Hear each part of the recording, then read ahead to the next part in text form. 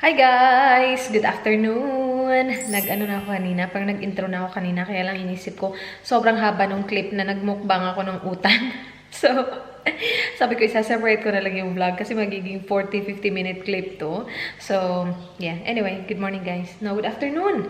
1 na. So, ano ngayon, Sunday, wala kaming planong lumabas. No, actually, lalabas kami ng bahay. Punta kami sa kambal niya, pero yun lang. Yung gusto ni Dan sana lutuin ko is adobo. Kaya lang sabi ko, mag-asado na lang tayo kasi nag-adobo kami last week eh.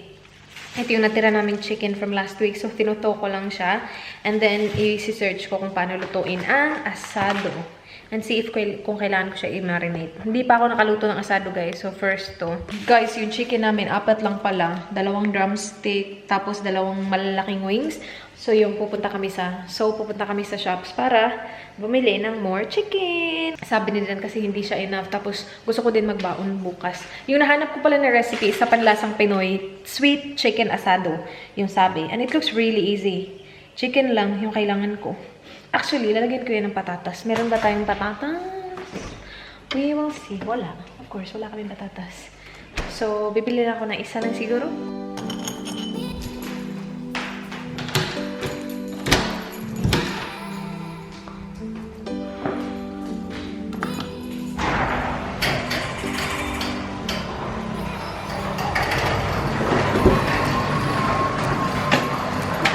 I am the designated driver this week, and so let's go.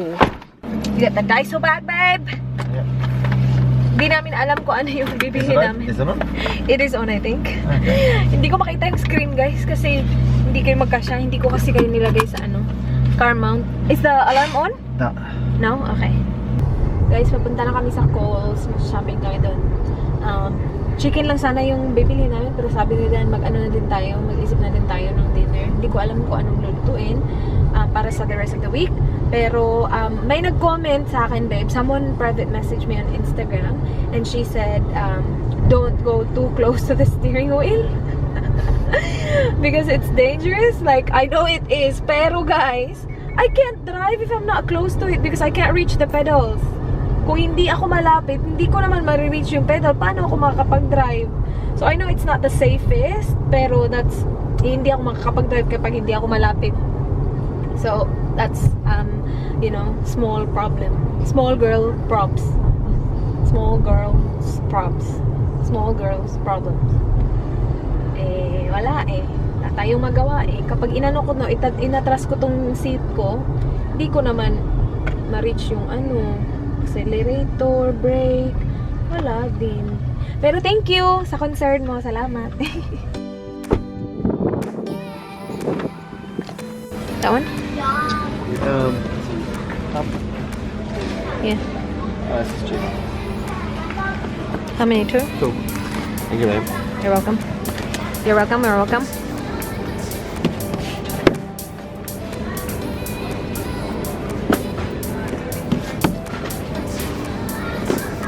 Just 2 or do we need more? Is that? Okay.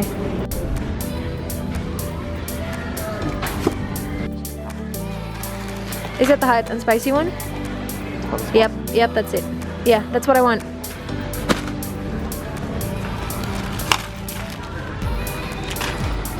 How many did you get? Just 2? Get more. I'll get this one for me. I'll just get 2 for me. I'll get 3 for me then. Hot and spicy for me. Ready?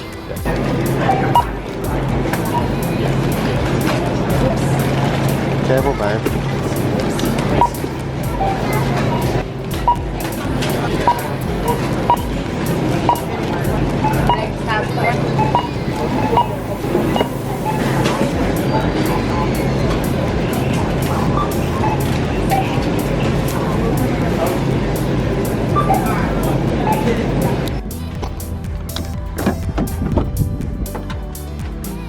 We were literally in and out. That was so quick, babe. Okay, so bahay na kami, guys. Ikakat ko lang yung wing ng chicken. So, ikakat ko siya in half dito. And, yeah. So, nag-add kami ng 2 drumstick at saka 2 wings. So, meron na kaming 4 wings at saka 4 drumstick.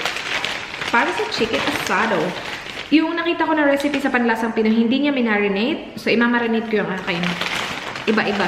Iba-iba tayo. Parang marunong din. Pero, yes. Parang ano diba? Manuot ang sarap. Parang talagang alam yung ginagawa niya. Okay. Hugasan ko muna to. Tapos ikakat ko siya. And then,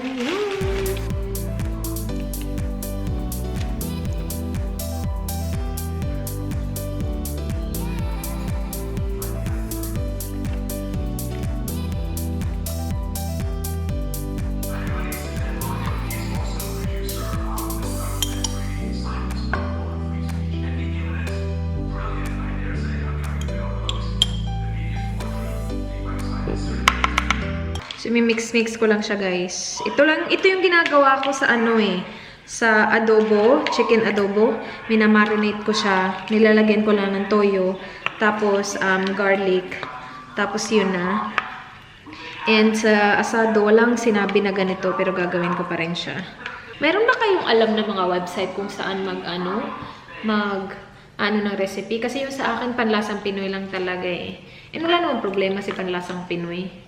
Maano naman, sobrang dali lang ng mga recipe niya. Kasi alam ko yung problema nasa sa akin, guys. Kasi kahit sinusunod ko na siya, minsan, tsaka pa rin yung lasa ng mga ginagawa ko.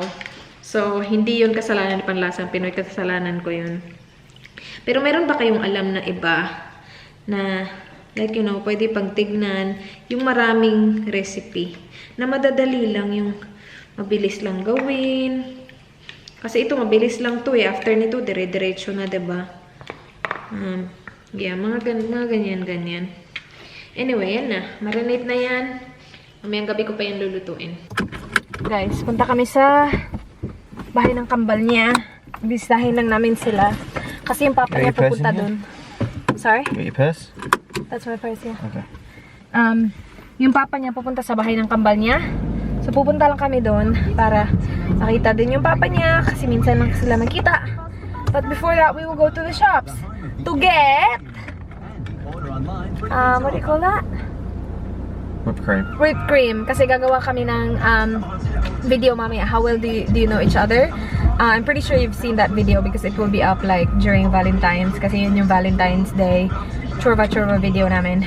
Anyway, let's go. Can you get my camera please? Because it will fall. Thank you. Guys, we just finished filming the video. Nag-challenge kami ni Dan. And then, obviously, put whipped cream on our faces. So, ito na yung itsura. And now, kanina nag-vacuum na ako, guys. Ngayon, kailangan ko na naman maglinis kasi, tingnan nyo to. Whoa! Look at this. Kailangan ko linisin yan. Tingnan nyo, it's everywhere. Nagubad na si Dan kasi napuno ng whipped cream yung damit niya. Okay, let's clean up.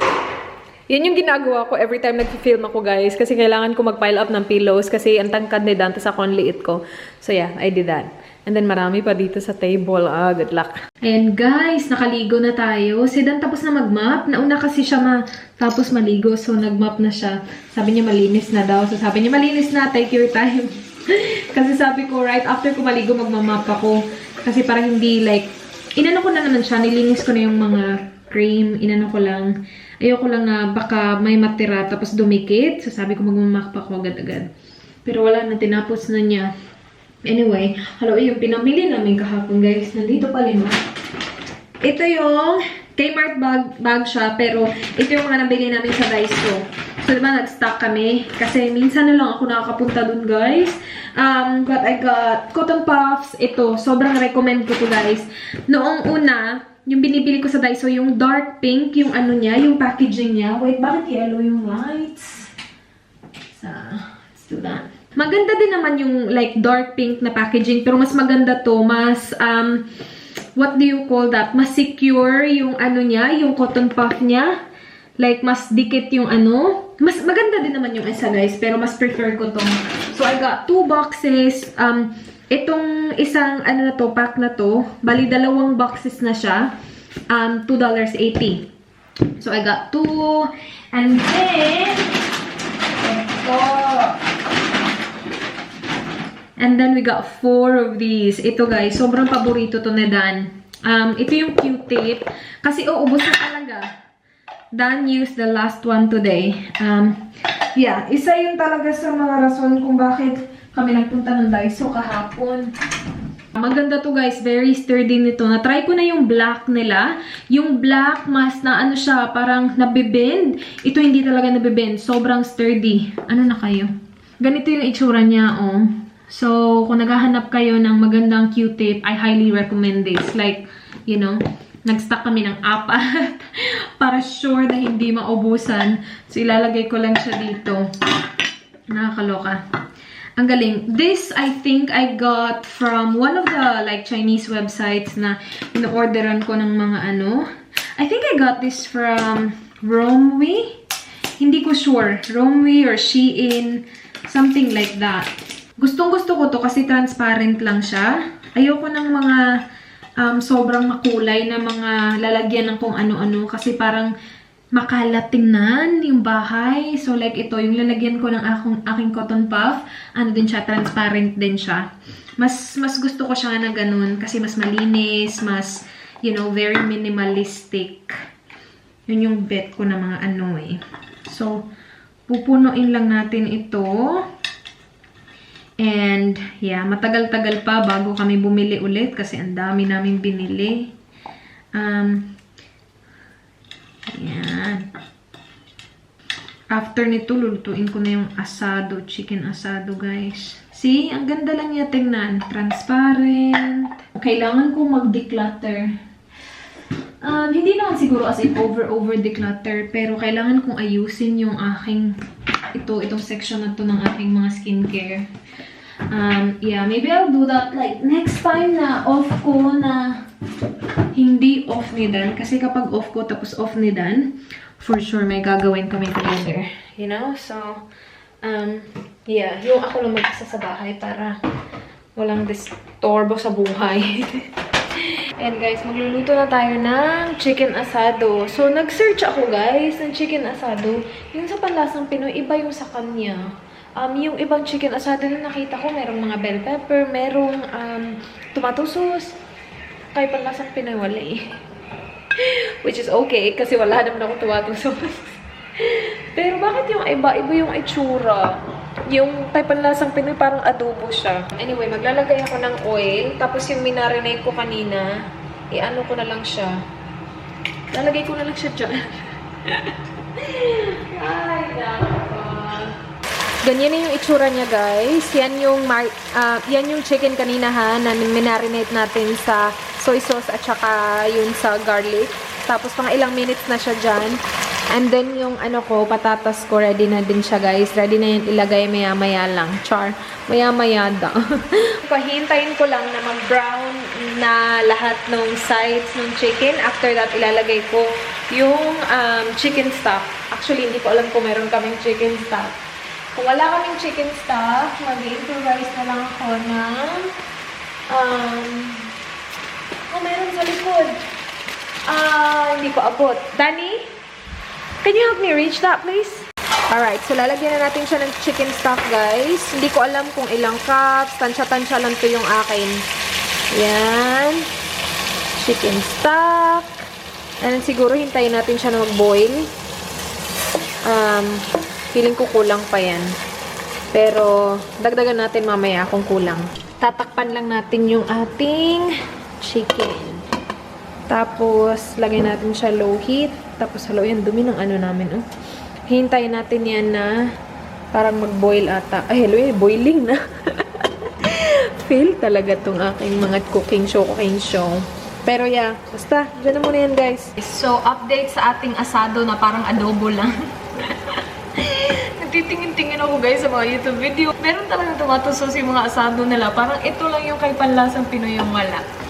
Parang hindi ko alam ha. Kasi hindi ko naman alam kung ano yung mga asadong-asado yan.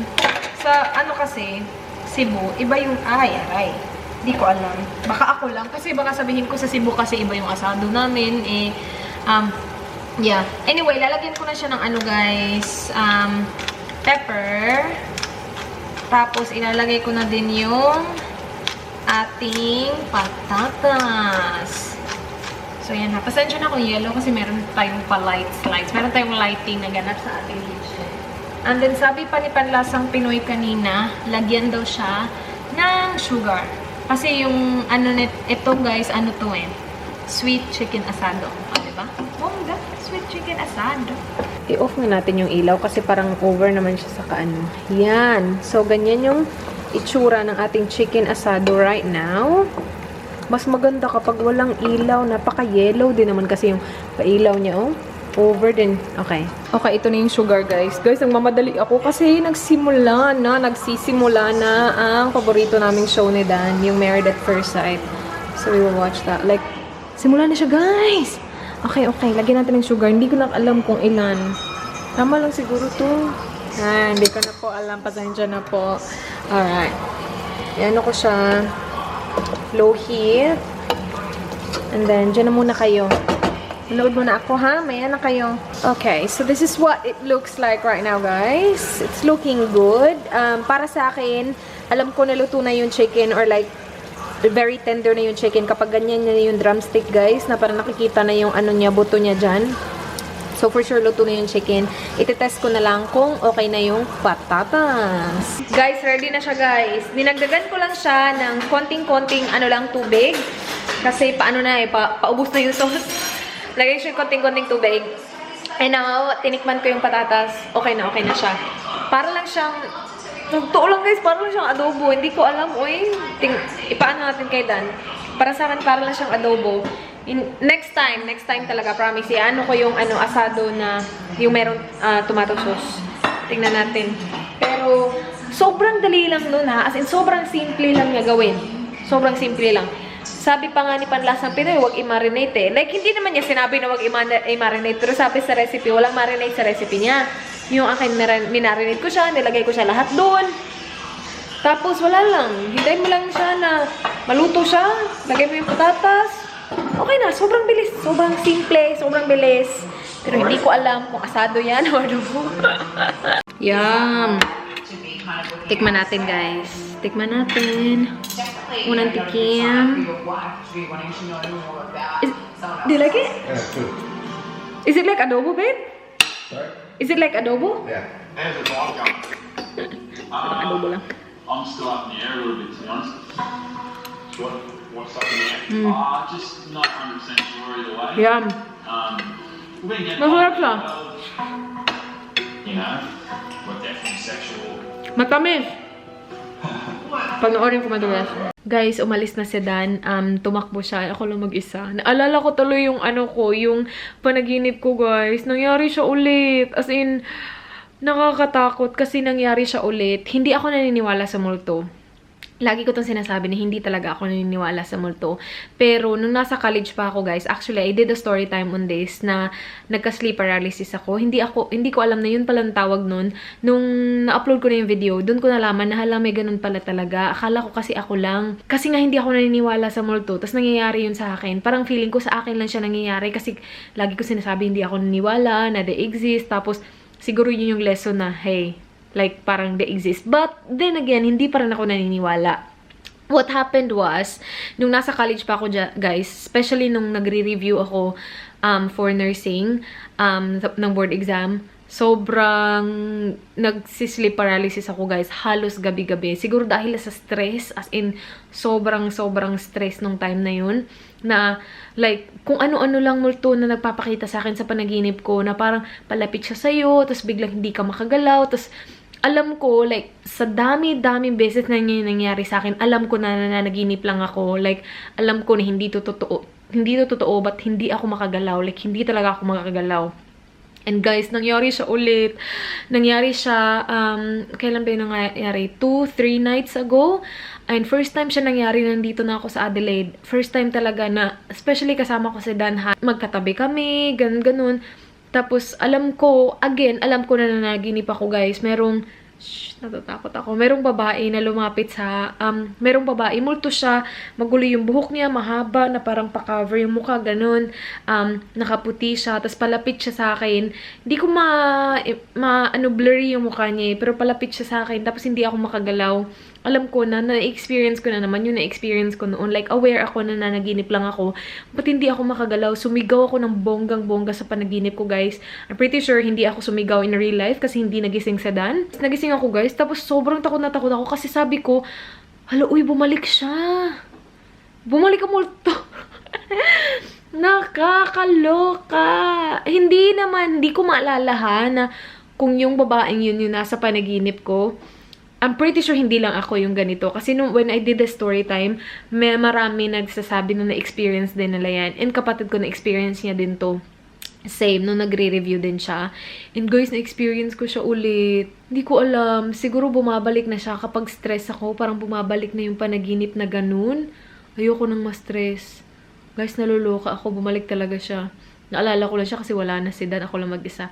Pero again, hindi ako naniniwala sa multo. Tapos biglang mapakita mo. My gosh. Wag po. Hindi ako naniniwala. Pero natatakot ako. Kapag pinakita nyo, natatakot ako. Ayoko na i-off yung camera. Feeling ko kapag in-off ko to, wala na talaga akong kasama. Diyan lang kayo guys ha.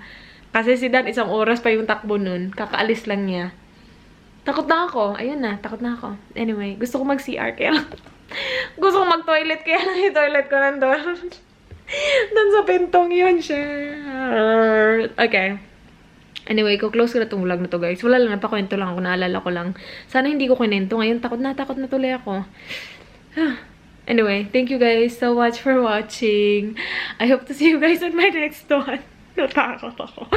Please like this video if you enjoyed. Please subscribe if you haven't already. I hope to see you guys on my next one. Do not forget, be goodbye. Good night, guys. Mwah.